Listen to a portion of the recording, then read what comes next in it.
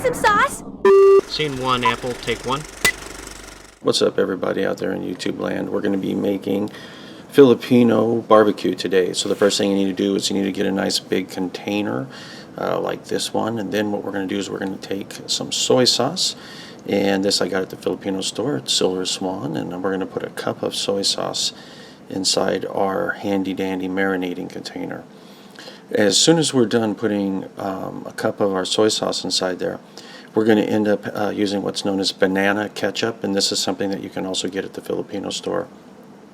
And the banana ketchup is kind of thick, and it's kind of hard to get out of there. I ended up using a chopstick to try to get it out. We're going to put a cup of that in there, and we're going to also put a cup of brown sugar inside the marinade. We're also going to be putting crushed garlic.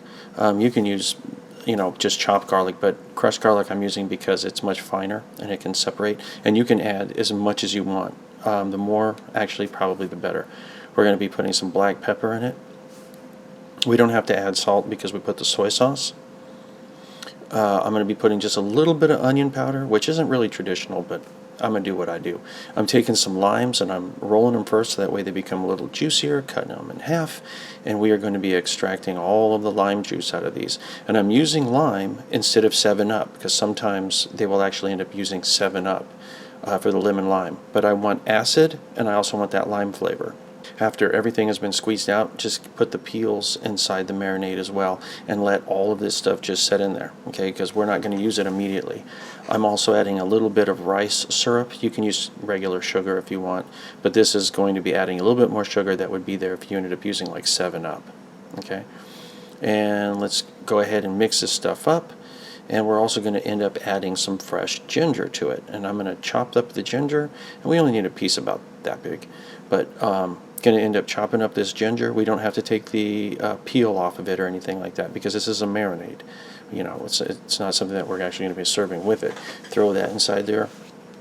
And to give it a little bit more acid and a little bit more citrus, I'm going to be putting some lemon juice inside here as well.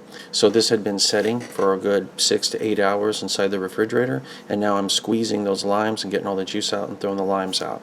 We have some pork here. This is pork shoulder, pork butt. You can get anything that you want. And we want to remove all the extra fat. If there's skin or fat, try to get big chunks of it off, okay? And then that's going to be just giving us a better product down the line. Save this fat. You can fry it up, and I'll talk about that a little bit later on in this video. But you want to definitely remove as much fat and skin as you can off of your pork. As soon as you're done removing the vast majority of fat on there, what you want to do is you want to go ahead and start cutting these up into things that are bite-sized. Now, bite-size not before cooking, but after cooking, and you have to remember it's going to shrink. Okay, so you're going to be looking for something maybe 1.5 inches by 1.5 inches, something like that, and it'll shrink down to maybe like 1 inch by 1 inch by the time everything is done cooking. Okay, so we're going to cut all those up, and then all those pieces that we cut up we're going to also throw inside the marinade. And then after you put all of your pork in there, push it all down. Make sure that it's covered completely. And then you can put this in your refrigerator and let it set overnight if you want. In this case, I'm going to let it just set at room temperature. Okay, so it's time for us to start putting these on the skewers. Now, a lot of times it's a good idea to soak your skewers in water before you start putting the meat on. That will help prevent these guys burning up. But I'm going to do something else to prevent these guys from burning up. So anyway, we can take out a piece of meat, and we want to, if it's flat like this, we essentially want to put it on kind of like that. And I'll put it about this far right here. And what's interesting about the Filipino barbecue is, but this right here, that's one, and I'm going to keep doing this.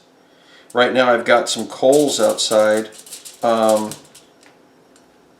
heating up on the grill, and I had let these marinate for about 5 to 6 hours, and I did it at room temperature.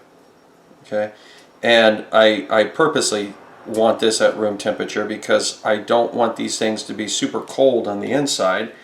What I had also done is I had made a basting sauce.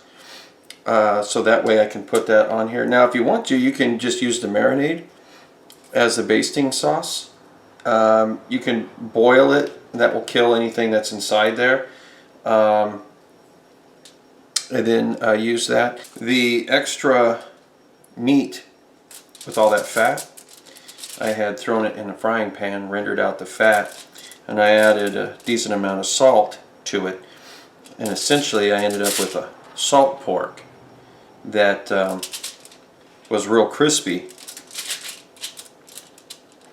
Of course it's uncured, but I kind of like it. So little pieces of it, nice little crispy pieces of salt pork. And the reason why I have aluminum foil down, by the way, is just so that way I don't have to clean up my cutting board.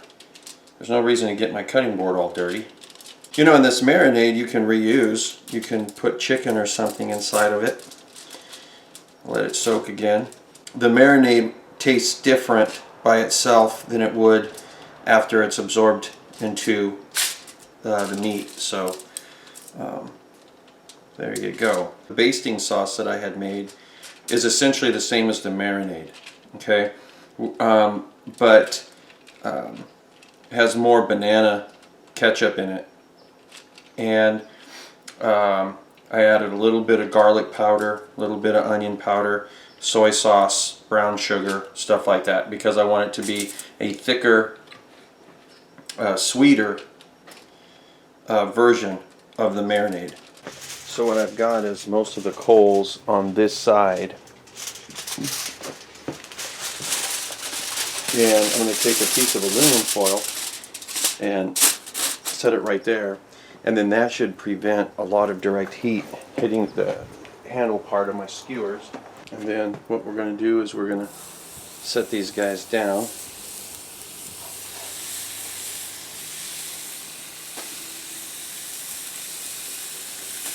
And I've got my basting sauce here.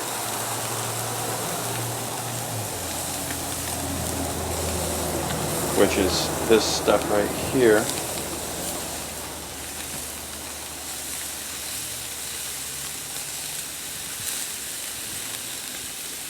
And I'm just going to end up kind of drizzling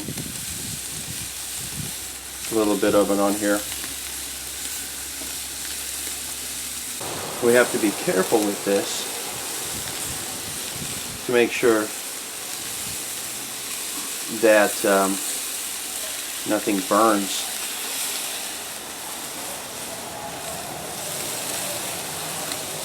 We can put some more of the basting liquid on there.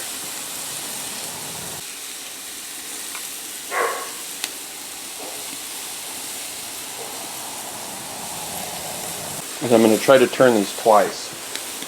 I'm going to give this another minute or so on this side, but then I'll flip it over.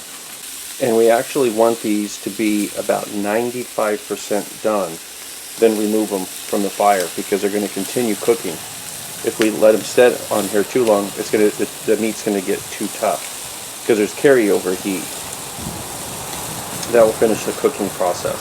I'm going to put a little bit more of the basting sauce on there.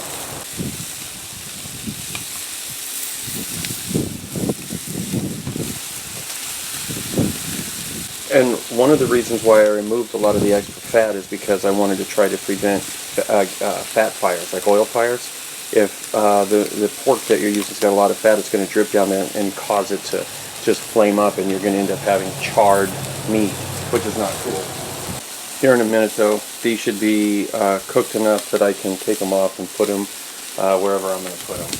And if you're afraid that it didn't cook all the way through, you can always put these in the oven afterwards, because it's got a little bit of that char, it's got a little bit of the charcoal flavor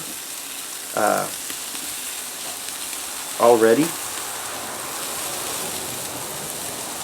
Let's put one more thing of the basting sauce on there. We don't really need a lot, but